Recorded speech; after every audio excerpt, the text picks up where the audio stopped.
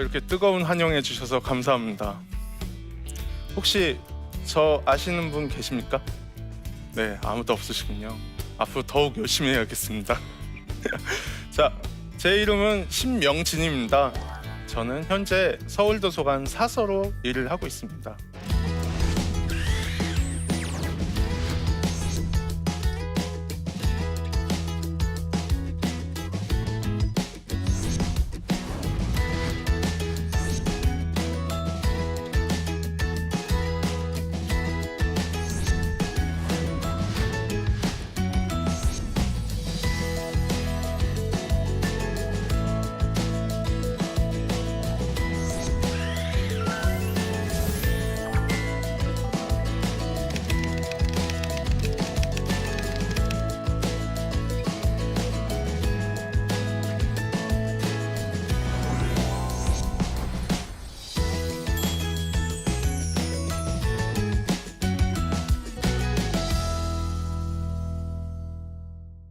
여러분들은 감사하며 살고 계십니까? 네. 저도 감사하며 살아야 되는데 감사가 많이 오질 못하네요. 성경에 보면 항상 기뻐하고 쉬지 말고 기도하고 범사에 감사하라고 하죠. 그런데 저는 그렇게 감사하지 못하고 살았던 것 같습니다. 음, 오늘 짧은 이야기를 통해서 이 감사에 대해서 한번 생각해 봤으면 하는데요. 여러분들에게 질문 하나 드릴게요. 여러분들은 하나님을 언제 만나셨습니까? 제가 하나님을 처음 만났던 거는 아마 아주 어릴 때, 제 기억 속에는 만난 것보단 알게 됐던 거겠죠. 정확히는 하나님이 어떤 분인지는 모르지만 제가 그 하나님을 처음 이게 이런 존재가 있나? 라고 생각을 했던 게 바로 초등학교 때 토요명화, 주마의 명화. 다들 아시네요? 아, 토요명화나 주마의 명화를 보면요, 쉽게 배너, 최근에는 네, 패션 오브 크라이스트, 이런 영화들을 통해서 제가 하나님에 대해서 정확히는 알지 못하지만 이런 존재가 있었나 보다라고 생각이 돼요. 왜냐면 제가 봤던 10개의 장면에서 보면은 모세가 애굽에서 자기 동포들을 이끌고 이제 다들 탈출해서 가는데 앞에 홍해가 쫙 나타나는데 거기서 그 홍해를 어떻게 하죠? 갈려버리죠. 그런 장면을 보면서 우와 했습니다. 그 배너에 보면은 예수님이 십자가에 이제 딱 하면서 하늘에서 비가 내리죠. 그러면서 문둥병이 싹 사라지는 모습을 보면서 무언가 있나 보다, 이런 생각을 이렇게 하면서 이렇게 생각을 하다가 저 패션 오브 크라이스트라는 작품을 보면서 예수님이 우리를 위해서 저렇게 돌아가셨구나라는 생각을 이렇게 하게 됐어요. 그러면서 하나님이라는 존재가 있나 보다라는 거를 영화를 통해서 제가 만나왔다고 해야 될까요? 아니면 조금이라도, 많이는 알지 못하지만 조금이라도 알게 됐던 것 같습니다. 저기가 어디냐면 제 고향이 인천의 소래 포구예요. 아세요? 네. 저는 인천 소래 포구, 그 가난한, 지금은 조금 괜찮아졌지만 그때 당시 진짜 볼품없고 가난한 이 어촌에서 태어났어요. 그 동네에서 아주 골목대장으로, 아주 동네 말썽꾸러기로 굉장히 이렇게 잘 성장하고 있었죠. 당시 아버지는 저희 집이 워낙 가난해가지고 다른 지방으로 가셔서 일을 하고 계셨어요. 근데 그때 어머니가 너무 아프셔가지고 누워있는 상황이었고, 제가 그 근방에 할머니 댁에 가서 밥을 얻어 먹으려고 5살짜리가 엄마가 아프니까 이제 할머니 댁을 가기 위해서 집을 나섰죠. 그 앞에 갔더니 저희 동네에 바로 집 앞에 철길이 있었습니다. 그 철길을 봤더니 그 철길에는 기차가 한 대 놓여져 있었고, 저희가 부르는 소금 기차에는 많은 아이들이 올라타서 뛰어놀고 있었어요. 제가 그 기차에 올라가지고 이제 놀려고 하는 그 순간 기차는 철커덕 하면서 앞으로 나아갔죠. 저는 기차 아래로 떨어졌습니다. 기차는 제가 있는지도 모르고 저를 질질 이끌어 가면서 짓이겨 가면서 그 5살짜리의 손과 발을 앗아갔죠. 저의 사고 소식을 듣고 저의 어머니는 아픈 몸을 이끌고 병원으로 오셨어요. 동네 사람들이 어머니한테 명진이가 사고가 났대, 명진이가 죽었대 소리를 듣고, 아니 나간 지 5분도 안 되는 아이가 무슨 사고를 당하냐 라고 병원으로 달려갔는데, 어머니가 병원에 도착하셨을 때는 이미 수술이 진행이 되었고, 저는 손과 발이 없는 몸뚱어리에 왼손만 달려있는 그 어린 아이가 품 안에 이렇게 이만한 아이가 요만한 왼손밖에 안 달린 아이가 돼서 어머니 앞에 나왔을 때, 어머니는 그 자리에서 그냥 기절하고 마셨대요. 인정하실 수가 없었던 거죠. 아버지는 지방에서 그 소식을 듣고 달려오셔가지고 병원에 도착하셨을 때 침대에 그냥 붕대로 칭칭 감겨있는, 손밖에 달랑 왼손 하나 감겨있는 아들을 보며 침대에 이곳저곳을 찾아보셨대요. 우리 아이의 손이 어디냐? 우리 아이의 발이 어디냐? 왜? 우리 아이가 왜 이렇게 다쳐야 됐냐?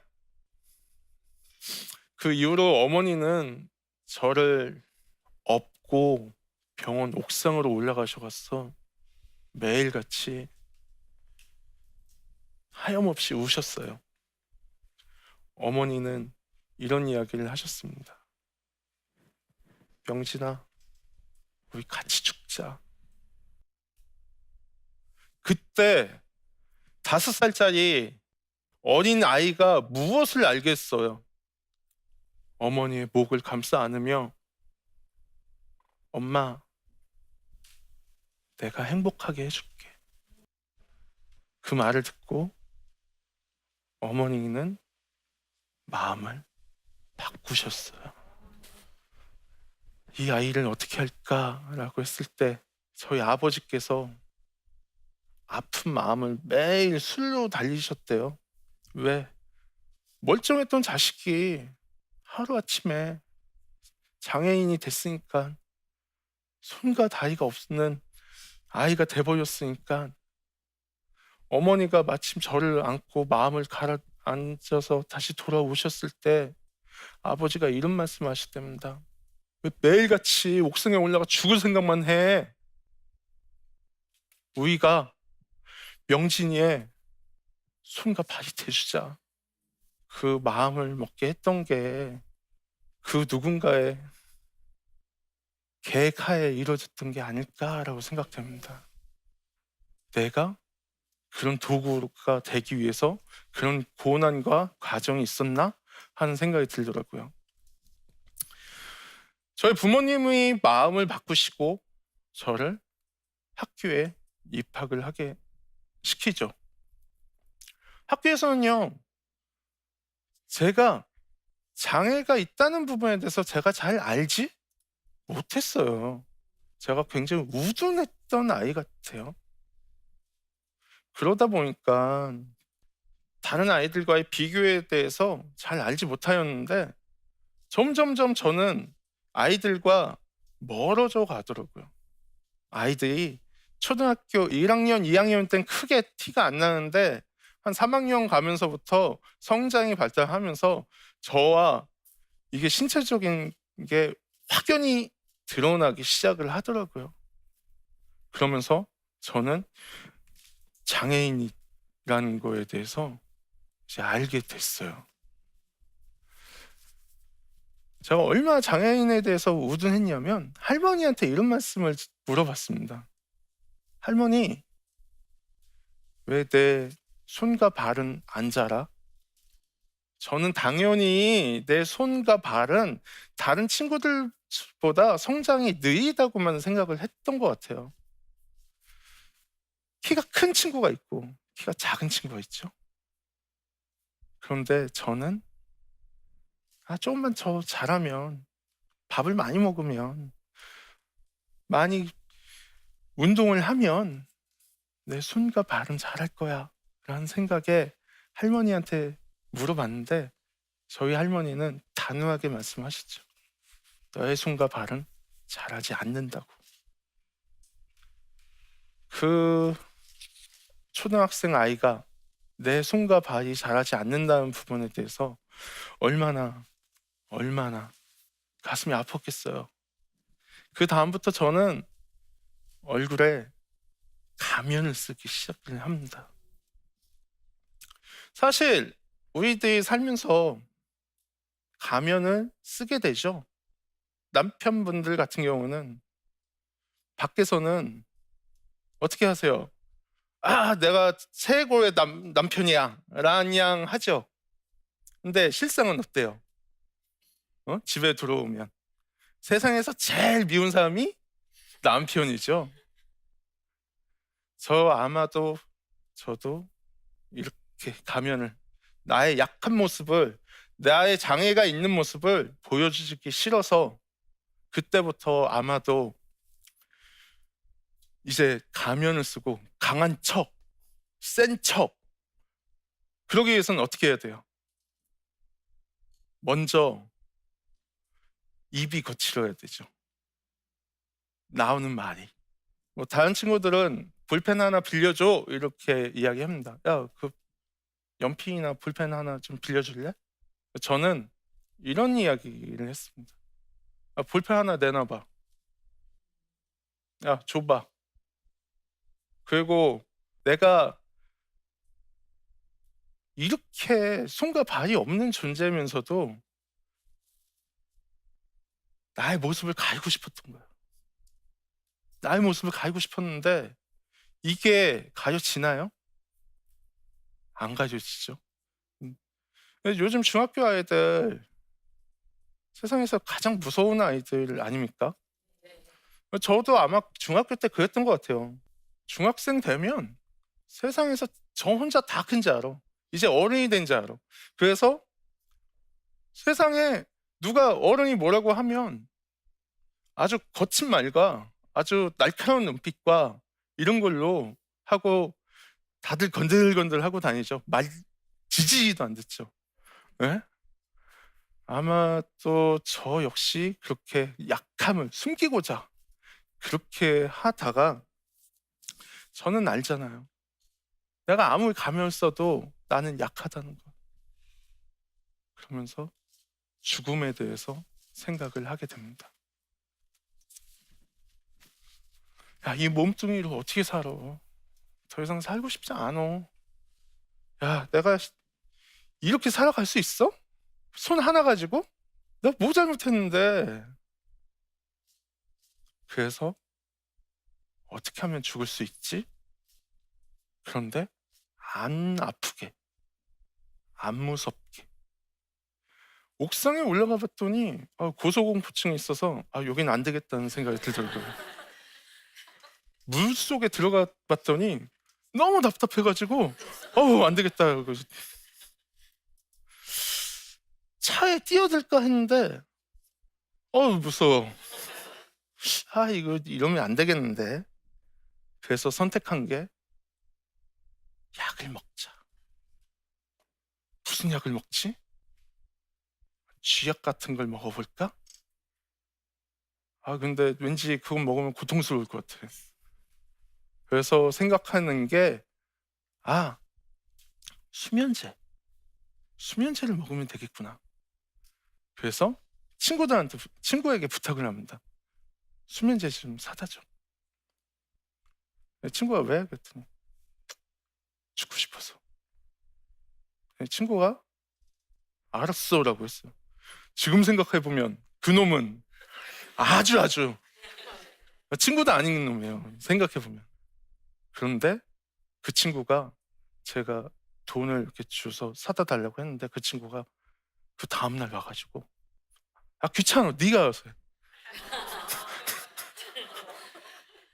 기대를 하고 이거 사왔나?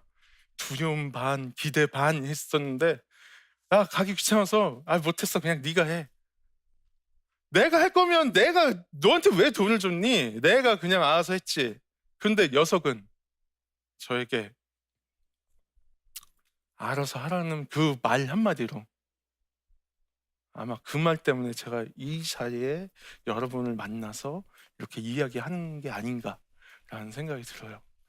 덕분에 저는 살아서 어떻게 하지? 라고 했을 때 친구가 이런 이야기를 합니다. 야, 교회를 나가봐. 하나님을 만나봐. 하나님한테 기도하면 돼. 저는 하나님한테 기도를 했어요. 하나님, 어떻게 해야 돼요? 근데 하나님은 길을 알려주실까요? 안 알려주세요. 기도를 해도 어떻게 해야 되는지. 그래서 그냥 제가 알아서 서울시 도서관 사서가 됐어요. 지금 현재 공무원으로 있죠. 그리고 그냥 죽고 싶다는 마음보다는 이제 무언가를 해야겠다는 생각에 수영을 하게 됐습니다. 그래서 인천 장애인 대표가 돼서 장애인 체전에서 금메달을 따고 아유 감사합니다. 그리고 한강을 건넜어요. 그러고 나서 또 하고 싶은 게 있어서 대한민국 사람이라면 백두산 한번 갔다 와야죠. 그래서 백두산을 다녀왔고요.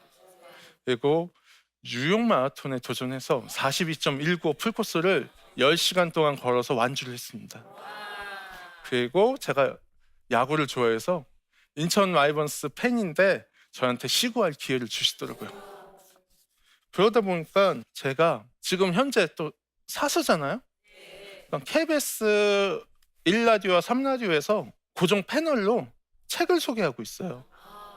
그리고 인천시 장애인상을 탔고요. 그리고 올해 장애인 대통령상을 받았어요. 이러다 보니까 어떻게 되겠습니까? 저는 살아야죠. 죽으려고 했던 게 얼마나 바보 같아요. 내가 조금만 했더니 그랬더니 저한테 감사의 마음이 없어요. 왜? 다 내가 잘나서 내가 마음을 바꿨더니 이렇게 모든 걸 다 이렇게 잘 하고 있는데 제가 어떻게 되겠습니까? 기고만장해지죠. 하나님은 제 마음에 안 계시죠. 왜? 이거 다 내가 잘나서 했으니까.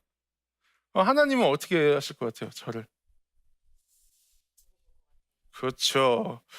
두고 보셨어요. 어떻게 이놈하고 바벨탑이 무너져 버렸죠. 하늘을 기고만장하게 쌓아 올리다가 그렇듯이 저에겐 암흑이 찾아왔습니다. 하나님은 그 모든 게 다 제가 알아서 한 거라고 생각했는데 바로 내치셔서 저의 시력을 앗아가시려고 했어요. 망막박이라는 게 걸려서 실명 위기에 놓였죠. 양쪽 두 눈 다. 그러면 어떻게 해야 돼요? 매달려야죠. 하나님, 저 잘못했습니다. 용서해 주세요. 이 모든 게 다 저 잘나서 한 줄 알았는데 그게 아니고 주님이 저를 어떤 도구로 쓰시고자 제가 주님만 바라보고 주님을 향해서 살도록 하겠습니다 라는 살려주세요 라는 말밖에 못했어요.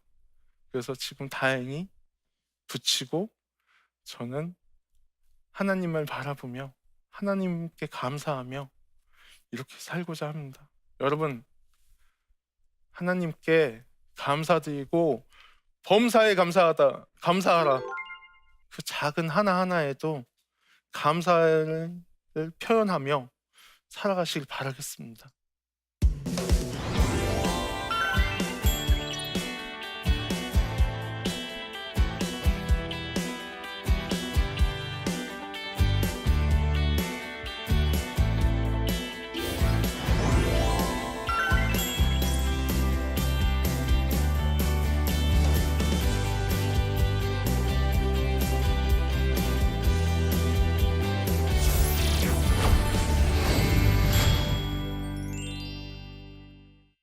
오늘 제 이야기를 듣고 궁금한 점이 있어서 이렇게 이야기하신 분이 계신데요. 한번 그거에 대해서 한번 들어볼까요? 저는 행복하면 감사가 나오지만 작은 문제들만 만나도 입에서 불평이 나오게 됩니다. 강사님은 하나님께서 내 인생에 왜 이렇게 큰 시련을 주셨을까 원망해 본 적 없으신가요? 솔직히요. 지금도 원망이 이렇게 있어요. 여러분에게 감사하라고 이렇게 이야기했지만 제가 길을 걷다가 눈이 온 날, 비가 오는 날, 아니면 계단 이런 걸 만나면 제가 그냥 한없이 작은 내가 장애인구나를 아주 느껴버린 그런 순간이거든요. 왜냐면 눈이나 비가 올 때 제가 걷다 보면 그냥 넘어져요. 그 사람 많은 곳에서 넘어지고 옷 들어지고 이럴 때 제 마음에선 어우 감사합니다 라는 소리가 나오겠습니까? 원망이 나오죠.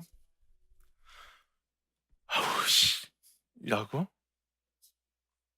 저도 매번 입 안에서 감사보다는 원망이 나오지만 하나님께서 저에게 두 다리와 한 팔을 다 가져가셨음에도 불구하고 저를 계속 세상에 제가 뭐 잘났기 때문에 수영을 하고 또 백두산을 오르고 이러면서 사람들이 저를 알아봐 주시겠습니까? 어떤 계획하심, 저를 어떤 도구로 쓰기 위함이 있지 않을까라는 생각이 있기 때문에 마음을 다시 다듬고 하나님에게 원망도 하지만 감사를 더 드리려고 마음을 그렇게 잡고 있습니다. 그럼 그 다음 질문 한번 볼까요? 오늘에 이르기까지 힘들었던 순간이 수없이 많이 있으셨을 것 같은데 가장 힘들었던 순간이 언제였는지 그리고 어떻게 극복하셨는지 궁금합니다. 가장 힘들었던 순간 아마도 제가 남성이잖아요.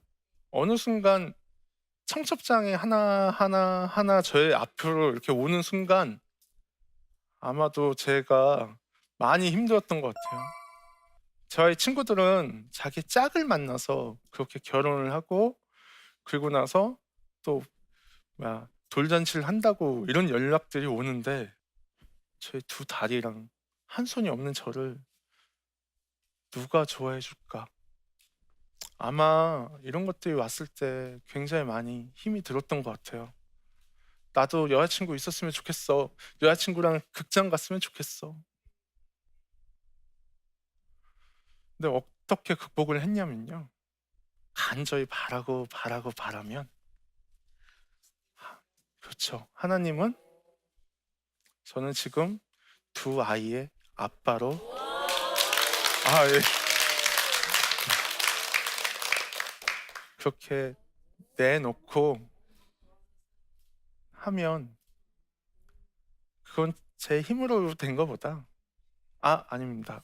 제 힘이 한 10%는 있겠죠. 이마하면 뭐 네, 이마하면 네 어떻다고요? 아유 감사합니다. 근데 뭐 저의 외모도 있겠지만 사실 이 모든 거는 다 네, 주님의 뜻에 어떤 계획이 있었기에 저에게 그런 좋은 만남과 배우자를 와 좋은 아이를 저에게 주시지 않으셨을까 합니다. 여러분 절대로 자기 혼자 고민하지 말고 그거를 앞에 내어놓고 기도하며 이야기하셨으면 합니다. 네. 오늘 제가 이야기하고자 했던 것은 감사했으면 합니다입니다. 여러분들 각자 그 어떤 고민도 있고 고난도 있으실 거예요. 하지만 이런 고난과 난관 속에서도 주님의 계획하심이 있으니까 절대 그 마음에 대해서 나는 안 돼라는 것보다 내려놓고 감사하며 그거를 나누면 주님이 여러분들은 모든 문제를 해결해 주실 거라고 믿습니다. 지금까지 제 이야기를 들어주셔서 감사합니다.